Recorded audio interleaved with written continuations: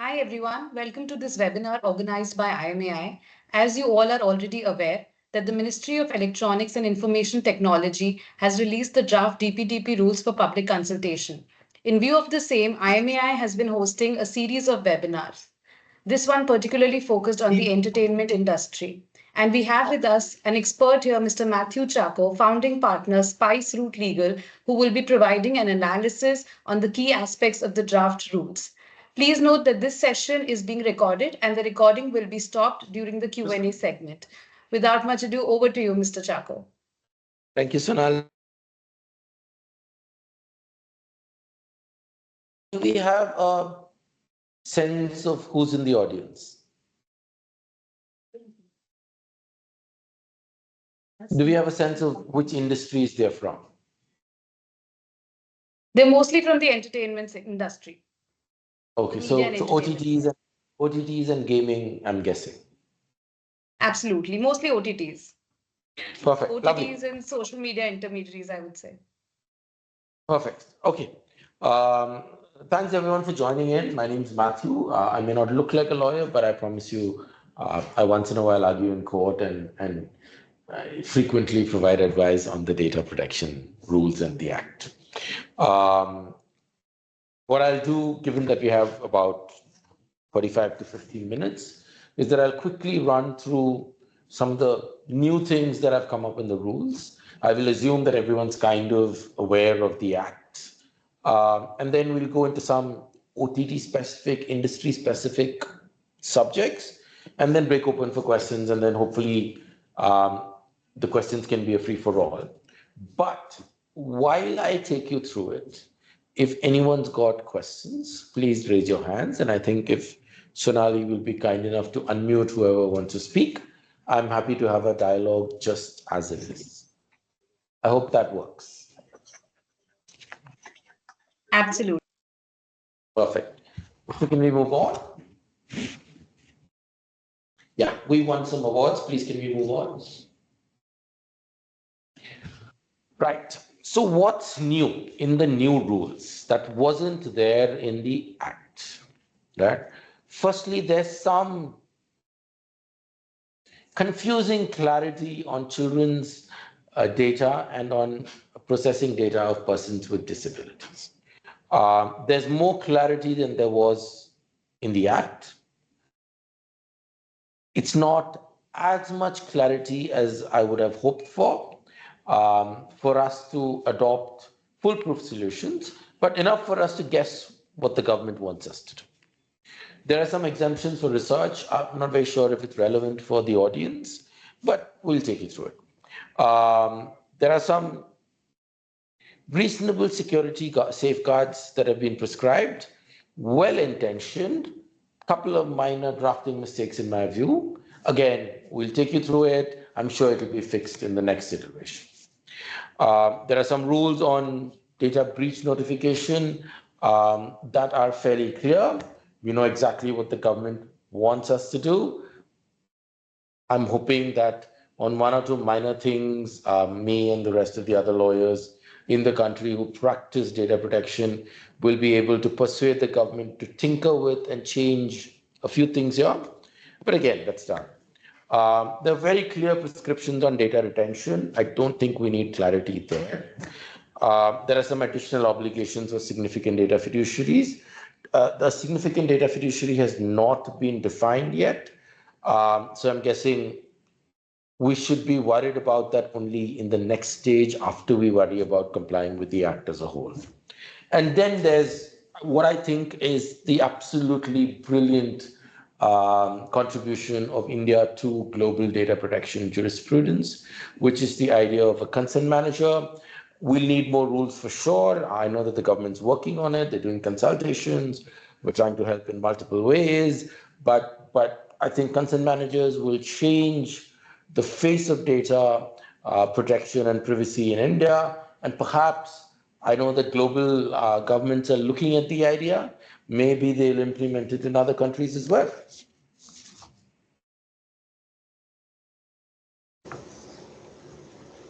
Perfect. So, what is the hullabaloo about children and persons with disabilities. What the law says broadly is that you need parental consent before processing children's data and the data of persons with disabilities. And they said that a data fiduciary should adopt measures to check whether that consent of the parent is actually the consent of the parent. And there should be due diligence, which I'm sure, given the consumer protection laws, the audience is very well aware of. So there has to be due diligence in that respect. That by itself is not controversial. But if I was to have to check whether every person coming onto my website is a minor or not, and then if they're a minor, go and take additional consent in multiple other ways, that means I can't use most of the cookie technologies that are available right now, right? And most digital platforms run on cookies. So that is one problem, right? Secondly, if I have to check everyone, that makes it a cumbersome process. And so a lot of my clients, including OTT players, worry whether this will lead to people dropping off, not signing up, having consent or knowledge fatigue, or just getting bored of the process of verification by itself, right? But every business, regardless of whether it's harmful to children, regardless of whether it's targeted at children, will all have to check whether someone is a child, and then we'll have to verify and get consent from the parent. This is broadly how all laws globally are structured. The only problem is that we've been asked to ensure that we get consent of the parent before or the guardian in the case of a person with disabilities, before we collect any data. That means every company must have an age gate, and every age gate must be against everyone who comes to that website, technically or app. So what does this mean? Vishnu? Right. So these are examples of age gating.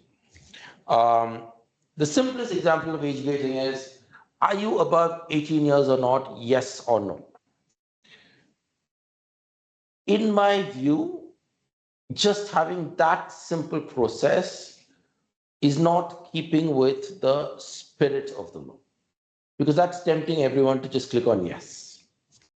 So like the DPDPA makes very clear in other constructs, and like the Data Protection Board, I suspect, or the central government will make clear in the future, just yes or no, are you a minor, are you a major, will probably not work. What will work could be something like what you see on the left of the screen, which is a fairly detailed sign-up screen asking for your date of birth. Or that cute image in the middle which says, give us your year of birth, right? Or the third one, which is a little less nuanced, but still will probably be enough to satisfy the test under most global laws and presumably under Indian law. Now, once someone clicks yes, or says, I was born in 1981 and therefore is a major, then you can go directly on to the normal consent pages. If someone says that that they were born less than 18 years ago, then we'll have to go and verify, because of the rules use the word verifiable consent. You'll have to verify whether their parent is their parent and then get consent from that. The two simple ways that work in India to do this, one is what some of my clients call a penny drop. You transfer 1 rupee to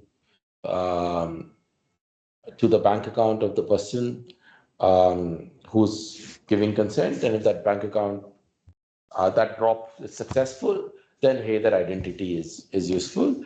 The second is a tax return verification system. And third, maybe the government will have some virtual ID process that they'll set up in the future, which could also work. So these are two simple ways in which age gating, these are two fabulous Yeah, ways in which. also, one just one question I have. They've also mentioned DigiLocker in the draft, haven't they? Yes. So if DigiLocker works, then DigiLocker will work. Nobody uses DigiLocker, at the best of my knowledge, to verify age at this point. So there'll have to be some functionality built in. But if it works, right? So All this we is need just optional. This whole DigiLocker process that they've mentioned is optional. You could also have other methods like the one that you talked about. Yes, nothing is compulsory. All they say is verifiable consent. And all of these are fairly well established ways of verifying consent. Okay, Does that thank answer you. the question? Sure. And I'm sure there'll be 3, 4 other ways. I'm sure some startups will come up with some 10 different fancy solutions. So this is going to be an exciting space if any one of you are angel investors to look at startups who are going to do this and make it easy to do. Still more painful than it is right. Sorry, go on. I can't.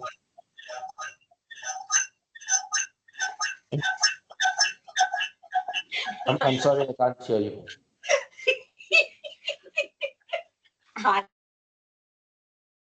Okay. That was interesting. Yeah. There are some exemptions, and I'm going to rush through this because they're probably not relevant for digital media. There are some exemptions for processing personal data for research, archival, or statistical purposes.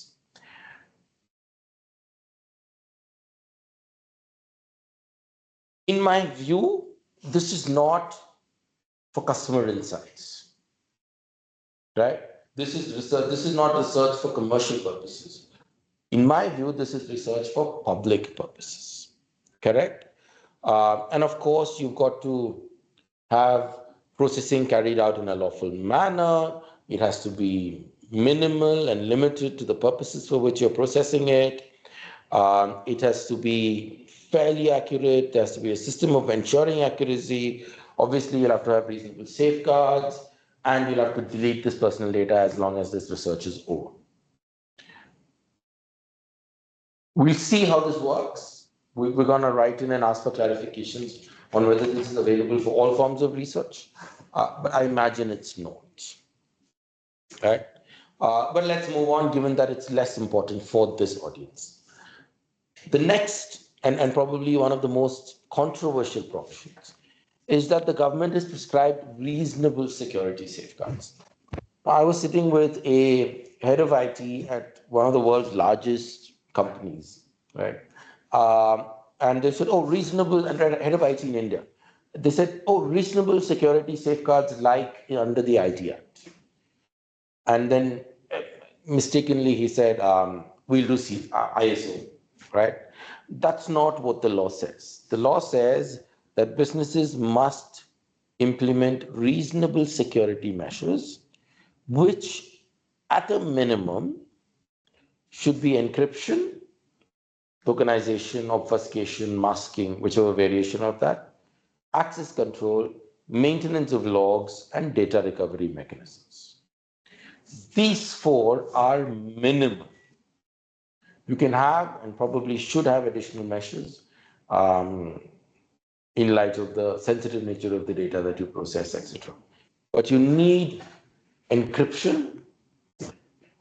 As the law reads right now, you need encryption of data in motion. You need encryption of data at rest, which basically means your servers need to be encrypted and your transfer protocols need to be encrypted as well. I'm going to stop here. Any questions or comments?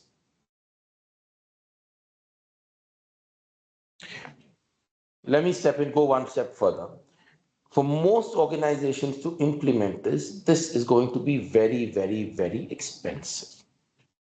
So we're going to reach out to the guy, and this is not the IAMAI, this is me as an individual lawyer and spiced with my firm.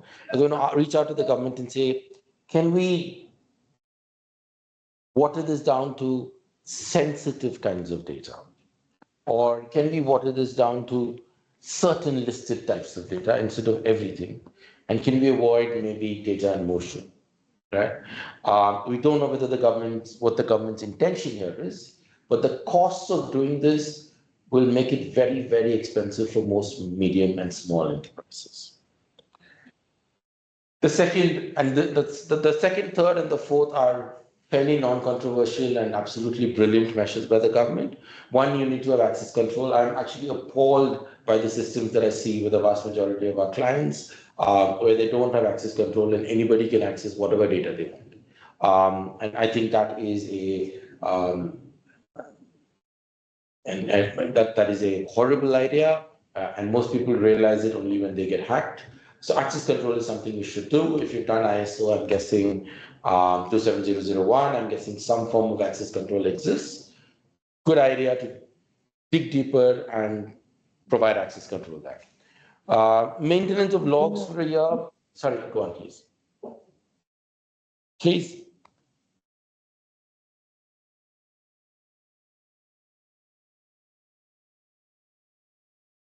No? Okay, let me proceed. Maintenance of logs for a year is a little open-ended statement. What logs? Access logs across the server? That's just inefficient.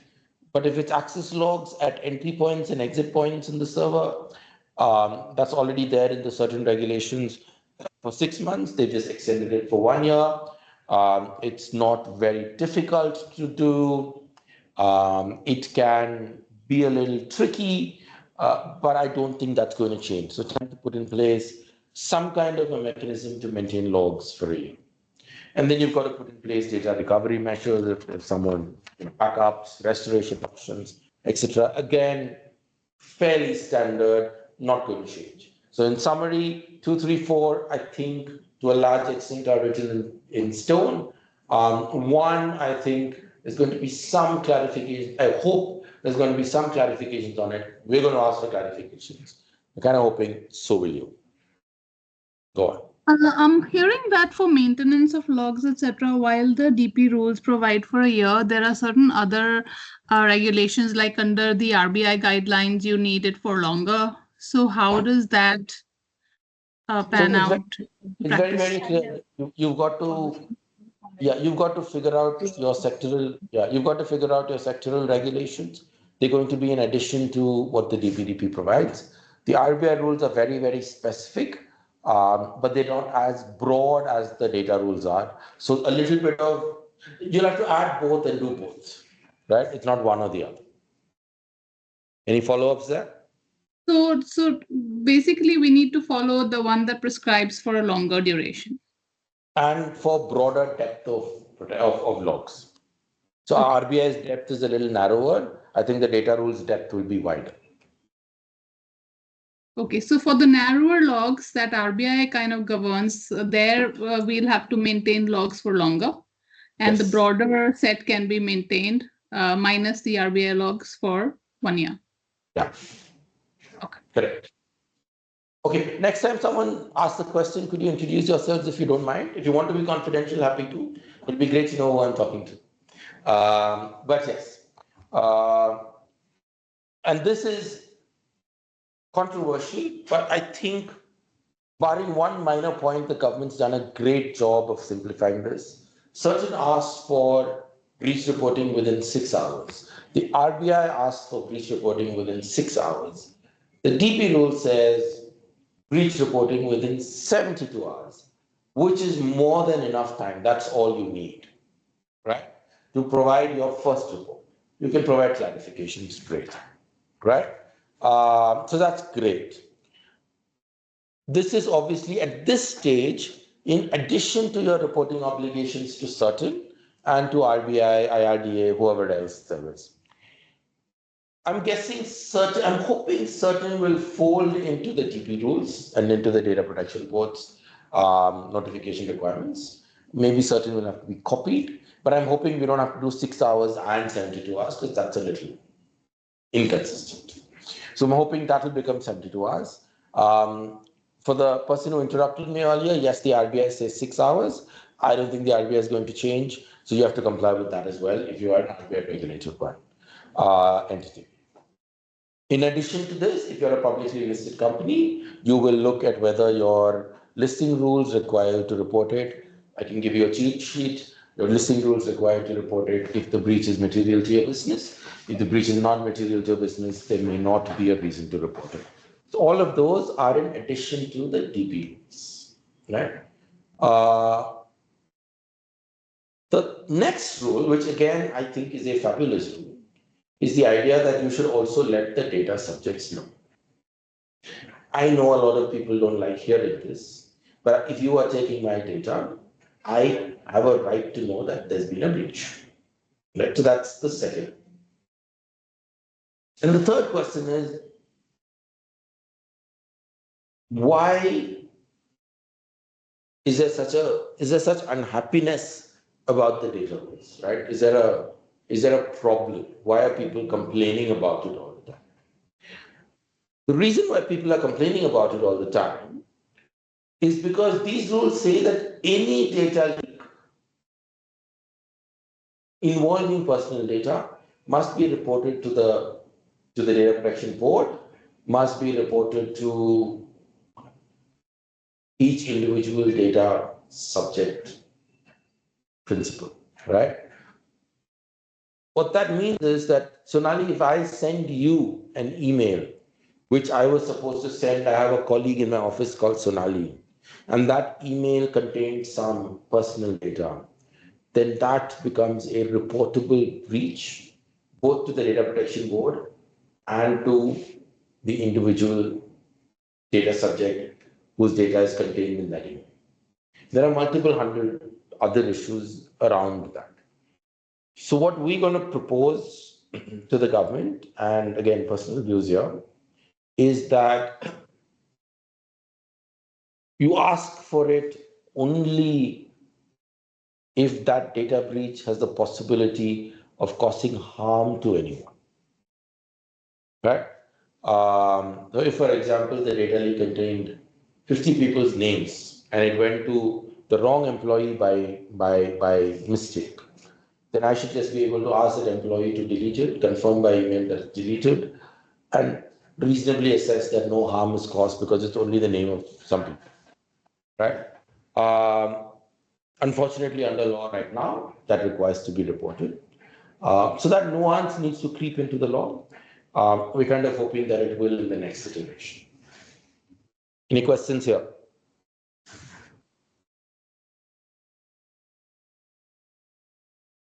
Okay, let's move on. Usually, this is a very controversial part of it.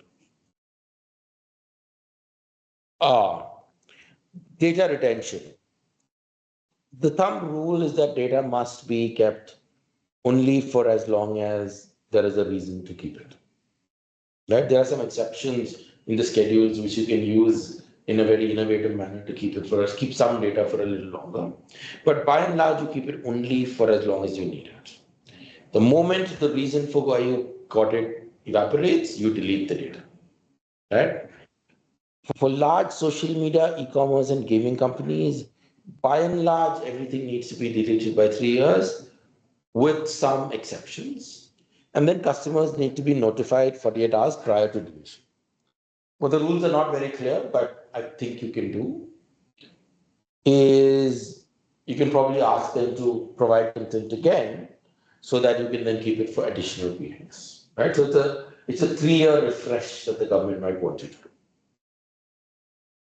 There are two exceptions to this rule. One is login data. You can keep that. And two is virtual tokens. I'm guessing this is for gaming companies.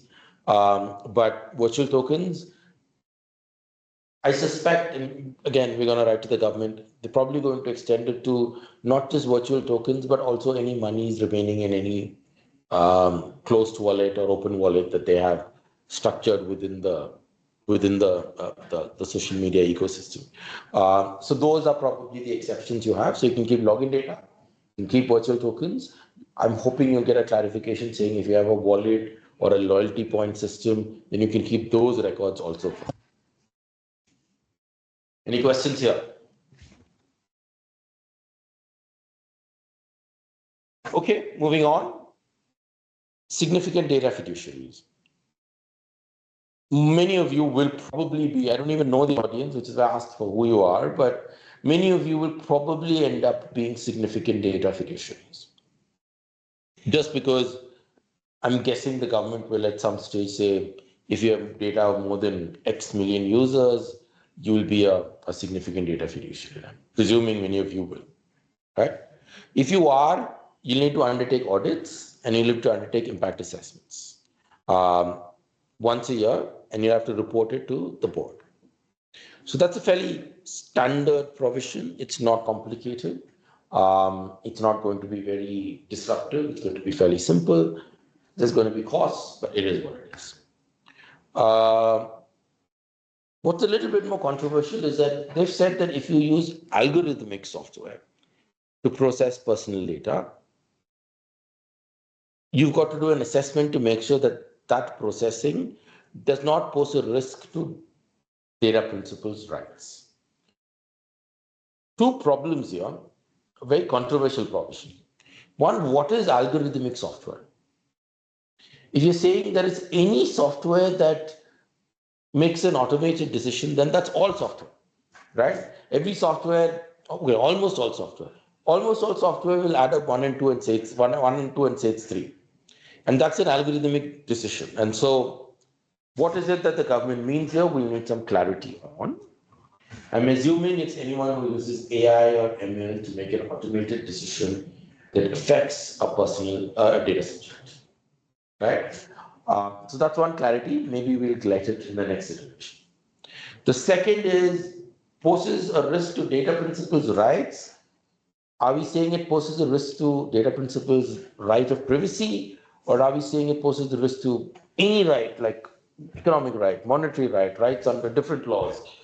There's no clarity there, hoping that it kind of is restricted to the right of privacy, in which case it boils down to a great provision which says, if a significant data fiduciary is using AI, please do an assessment to make sure that the privacy of the data subjects are not violated. And that's fabulous thinking if that's what they mean. If they mean something wider, we'll have to see what the impact is. Again, I'm expecting clarity in the next iteration. Any questions?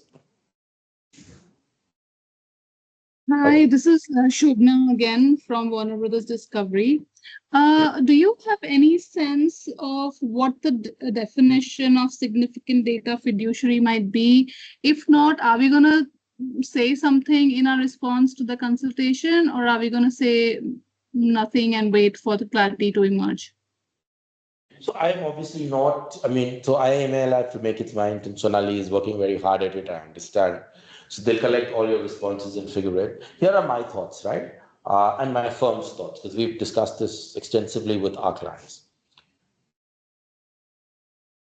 As long as there is no definition of a significant data fiduciary, the law does not impose any additional obligations on anybody, right?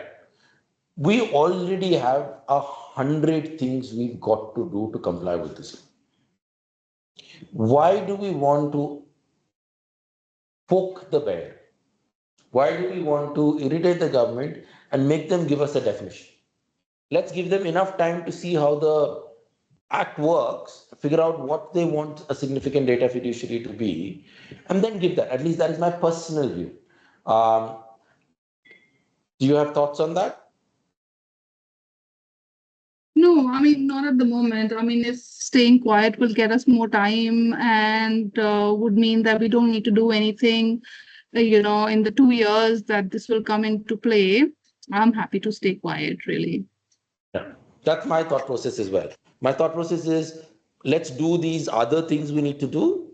And then when the government comes with rules for significant data fiduciary and definitions, more detailed rules, we should just go to them and say, can we get 6 months or a year to comply. We would have already complied with everything else. So if the additional compliance burden is not very large, in my view, we should be able to do what the government wants us to do.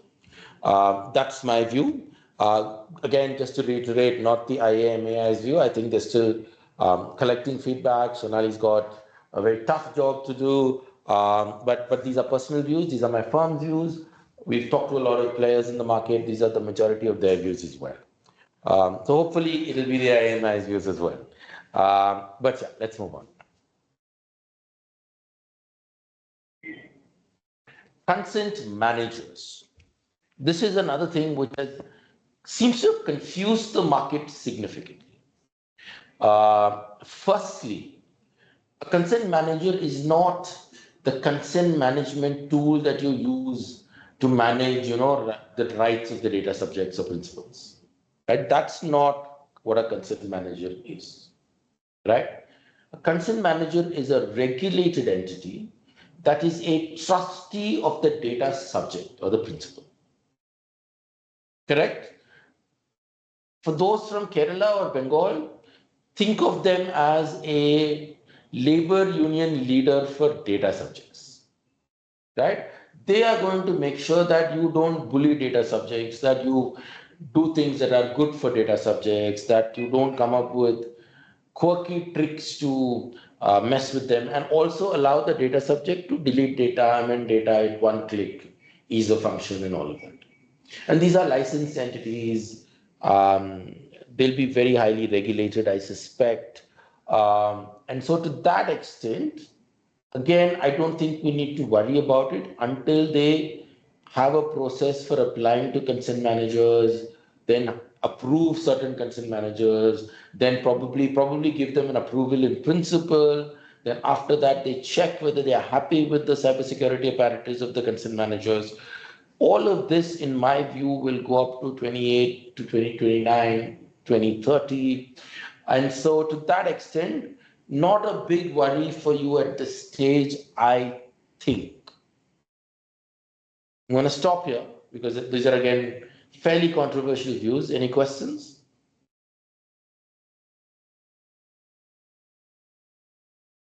So our view is we're going to make detailed submissions on consent managers, but our advice to clients is that's not something they need to be overly bothered about at this particular time. By the time the rules come out, further rules come out on consent managers, I think there'll be discussion, there'll be debate, there'll probably be net worth criteria, there'll be 20 models examined. I know the government's talking to industry at multiple places here. So it's a little bit of a way off. And again, like with significant data fiduciaries, I think we can rest for a little while and not worry about it. That's the rules. Now, does anyone have any questions on the rules? We've gone and highlighted 4, 5, please. Yeah, just a quick question on, I think there is also lack of clarity on transfer of data. Again, the rules provide that transfer has to meet such requirement as central government may specify. Now, that again has not been specified. What do you think is the runway for that? I mean, is it also something that will be done later, like significant data fiduciary? Or do you think it could come up in the next round of revised draft? Where do you see that? Yeah, again, I don't see that coming up in the next round, fingers crossed. And in the absence of that, I'm not very sure if certain countries in our neighborhood, data transfers to those countries will be allowed or not. Maybe they won't be allowed. But by and large, to most friends of the country, I think the government is clear that they don't want to lead to balkanization of data. They will allow for data transfers. Data transfers are subject to, obviously, the recipient of the transfer, the data fiduciary being responsibility for transfers to data processors outside India. So you will be responsible for their actions. Secondly, if they are themselves, independent data fiduciaries, then they'll have to take consent. So there are rules in play already on the transfer. There are no prohibitions, is what you mean, and there are no standard contractual clauses or binding corporate rules yet. I think the government probably has other things to worry about at this point. When they do get around to this, I'm sure there'll be rules. Again, I don't think we should go and irritate them about this. We're better off with them thinking this through, setting up the DPB, and then consulting with everybody on the next set of rules around data transfers, maybe again 2028, 29, 30 is what this is guesswork. Don't have any insight, but is what I would expect. But that said, the idea that there are no guidelines for data transfers is wrong. We've structured data transfers for multiple clients in line with DPDPA already, right? You need a DPA, you need to effect control, you need to have audit requirements. So there's a whole set of rules that are already existing. But there's no requirement for approval, right? Approval from Of the central government. No. Thanks. So at this stage, there is no requirement for approval. Go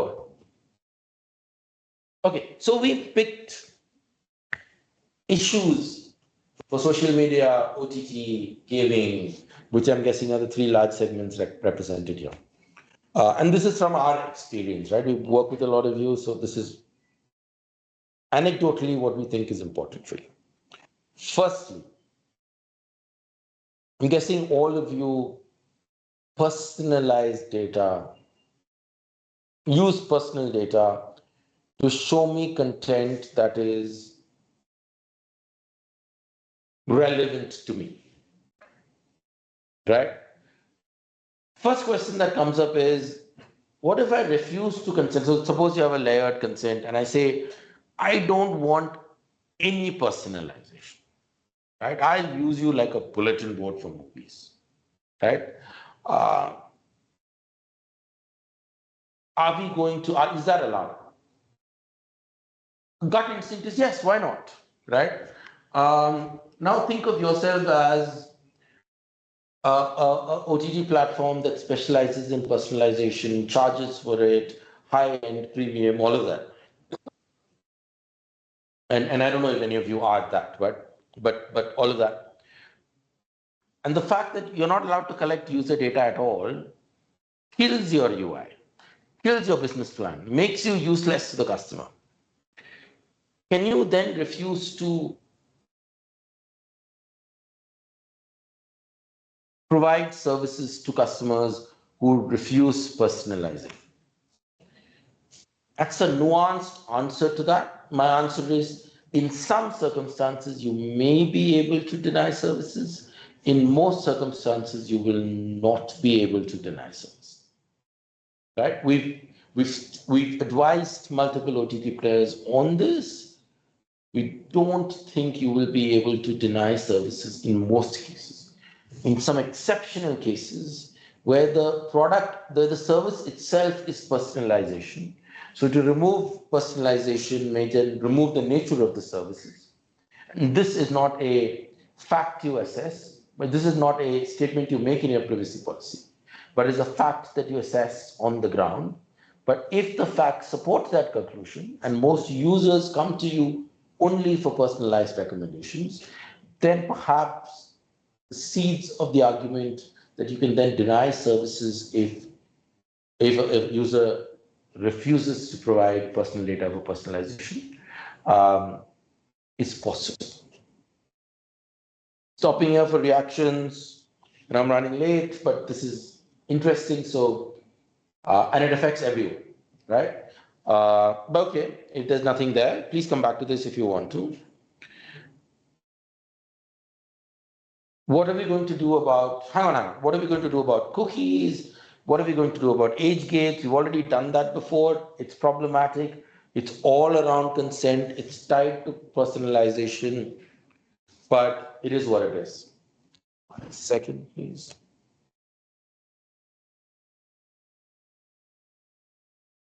It is tied to all of this. So to that extent, there's a question around all forms of targeted advertisements, personalization, all forms of cookie use, etc. And that materially affects what your UI looks like, and that materially could affect what your services in India are. So happy to help out. Could spend 5 hours on this. Not doing that at this point. Reach out to Sonali if you want me to come back for this particular discussion, but it is deeply problematic for your industry. Next is something that's even more problematic potentially. So we work with some of the world's largest ad tech players. All of ad tech services in India will have to be rehauled under the DPD. Right till now, we've just been handing over data under some privacy policy, and all data has been going wherever. And I'm presuming most controllers, most collectors of data in India right now don't care too much about how data is used by both the supply side platforms as well as the demand side platforms for ad tech.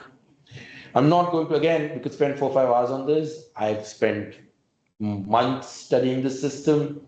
All you can say is chances are, assuming that you're a significant data fiduciary, the ad exchange, the DSP, the SSP, the advertiser, maybe not the maybe the advertiser as well, are all probably data processors in many cases, which means you're probably liable for all their actions in many cases.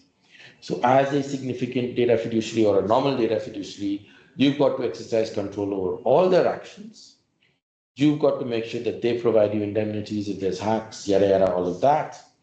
And you've got to structure this entire arrangement in a manner that limits risk to you. Now, one manner that could limit risk is if they're all independent data fiduciaries in their own right, in which case the risk transfers to them. So we've spent some time on some detailed negotiations between multiple players on whether there'll be processors, controllers within Indian law already. But that's something you need to think through. Again, happy to spend 2 hours on it. You'll have to speak to IAMAI on it. But crucial factor for digital media, this will become more and more, even more important than the personalization debate. Next, please. And then this is fun and something to think about. It's something some clients are considering using, something which we've expressed an opinion on. The question is, if I say, please, yeah, and I'm going to run quickly so that we have enough time for questions. Sonali, that's better that I run, right? Yeah, definitely works. Yeah, I'll quit quickly. I'll finish quickly. So consent or pay, or what some people call pay or okay, is the idea that your data subsidizes a customer's data subsidizes the services to a large extent. So if you don't want me to use your data, can I then charge you more? Right? Can I say that if you give me your data, I'll charge you 100 rupees a month. If you don't give me your data, I'll charge you 500 rupees a month. The European regulators have indicated that they will find this incompatible with the GDPR.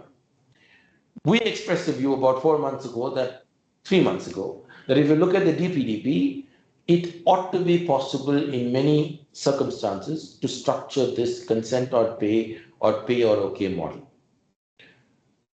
Consistent with what we said 3 months ago, a couple of weeks ago, the ICO, which is the English regulator, said that unlike the European Union, under England's GDPR or DPA, consent or pay in many circumstances will also be enforceable. Long topic, happy to do this, take you through it, spend days on it, but again, like I said, you'll have to reach out to Sonali for that. Any questions there though? Usually this is where people jump in with the 50 questions. Okay, not there. Next. Yeah, we've been sitting and designing UIs with UI teams and UX teams and CX teams to reduce consent fatigue. Now, as you know, consent is defined as very minute, specific, technically detailed, granular consent, right? So let's assume that I'm signing on to one of your platforms. Let's assume that you use my data for 100 things. Literally what the law says is you have to list those 100 things and take my approval one by one for each one of those. That's the simple meaning of what the law says. Now, multiple businesses have reached out and said, that means I lose all my customers because people will get tired of giving consent one by one. They don't even care. So we've come up with unique ways in which you can avoid consent fatigue by taking minor subsets of consent in minor different places. It's a fun job. It's more fun than what lawyers normally do. Again, you will have to design your systems to take consent, and your businesses will require that system to be designed in a manner where customers do not drop off. It's a great challenge. There are answers. Don't give up. Systems that can work, but just pointing out that there is a very, very big challenge. Just remember, pre-check boxes are probably not going to be legal. Multiple language requirements exist. UI will have to change to be simple. That ridiculous privacy policy that we all put on our website, we do as well, and that we think complies with Indian law, probably complies with the SPDI rules, will not comply under the DPD. Right? What will that? Now, this is what it will look like. Right? You will have to take consent for all of these. Now, what we'll probably have to do is to take piecemeal consent as and when they are relevant. So, for example, financial information you may not need for a free user. So you'll take financial information only at the end, when they sign up for a paid function. Even when you take that up, you may not need transaction history for a long period. You may not necessarily need marketing. You may not need all the personal information for everything. So split this up into 100 different minor pieces and serve and obtain consent in a peaceful manner is a simple, easy answer to a very complicated question. But for the purposes of this session, I just want you all to be aware that this is a very complicated task that involves both design theory as well as the law. It's neither a designer's job nor a lawyer's job. It's both of you sitting together and figuring out what can work. Thank you, Mr. Chaco, for an insightful session. I'll stop the recording now, and if there are any questions, I would request the participants to please ask the questions.